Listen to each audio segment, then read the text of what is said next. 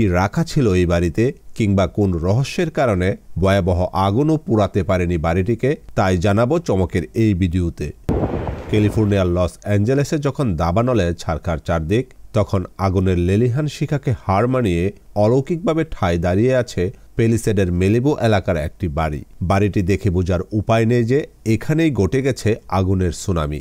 ভয়াবহ দাবানলে চারদিকে ধ্বংসস্তূপে পরিণত হয়েছে যুক্তরাষ্ট্রের ক্যালিফোর্নিয়া অঙ্গরাজ্যের লস অ্যাঞ্জেলস। দাবানলে মানুষের মৃত্যুসহ পুড়ে গেছে কিলোমিটারের পর কিলোমিটার এলাকা, ধ্বংস হয়েছে প্রায় হাজার হাজার স্থাপনা। ইতিহাসের সবচেয়ে ভয়াবহ এই দাবানল ছড়িয়ে পড়ার পেছনে প্রধান কারণ হচ্ছে সান্তা অ্যানা নামের জোরু বাতাস। তবে আগুনের লেলিহান শিখাকে হার মানিয়ে অলৌকিকভাবে দাঁড়িয়ে আছে পেলিসেডের মেলিবু এলাকার একটি বাড়ি। $9 মিলিয়ন 3 তলা বাড়িটির মালিক 64 বছর বয়সী ডেভিড স্টেইনার। পেশায় ছিলেন টেক্সাসের বর্জ্য ব্যবস্থাপনার একজন নির্বাহী কর্মকর্তা। পেলিসেড এলাকায় যখন দ্রুত গতিতে ছড়িয়ে পড়তে শুরু করে দাবানল, তখন প্রাণ বাঁচাতে বাড়ি ছেড়ে সপরিবারে ঠাঁই নেন নিরাপদ আশ্রয়ে। ভাবেননি আর ফিরে যেতে পারবেন নিজ গড়ে। তবে আগুন নেবার পর দেখলেন আশ্চর্য এক কাণ্ড। আশেপাশের সব বাড়ি পুড়ে ছাই হলেও পুরোপুরি অক্ষত তার বাড়ি। এমনকি বাড়ির দেয়ালেও নেই আগুনের কোনো চিহ্ন, যেন ধ্বংসস্তূপের উপর দাঁড়িয়ে আছে এক বাতিঘর।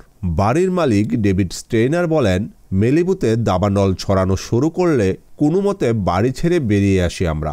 এরপর বাড়ির চারপাশে আগুন ছড়িয়ে পড়ার বেশ কিছু ছবি ও ভিডিও বার্তা পাই।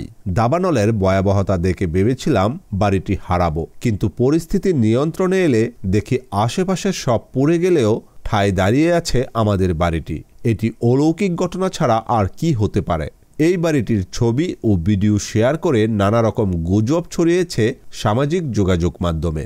ঘটনার ব্যাখ্যা দিতে গিয়ে মালিক ডেভিড জানান, যে কোনো বড় আঘাত ও ভূমিকম্পের মতো প্রাকৃতিক দুর্যোগ ঠেকাতে বিশেষ নকশায় বানানো হয়েছিল বাড়িটি।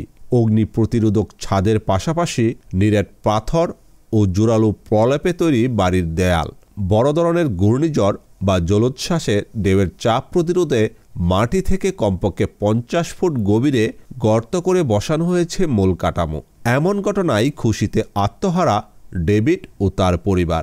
বাড়িটিকে তারা ডাকছেন লাস্ট হাউস স্ট্যান্ডিং বা ধ্বংসস্তূপের শেষ বাড়ি বলে।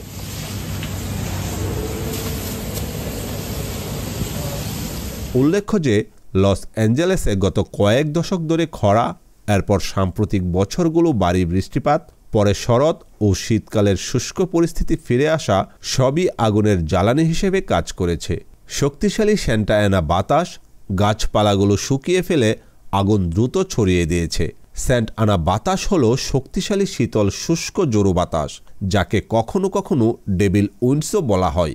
এই উচ্চচাপযুক্ত বায়ু যুক্তরাষ্ট্রের পশ্চিমাঞ্চলের গ্রেট বেসিন এলাকা, যা মূলত নেভাডা, ইউটাহ, আইডাহো ও দক্ষিণ পূর্ব ওরেগনের ঊষর মরুভূমি অঞ্চল থেকে উৎপন্ন হয় এবং ক্যালিফোর্নিয়ার দিকে প্রবাহিত হয়।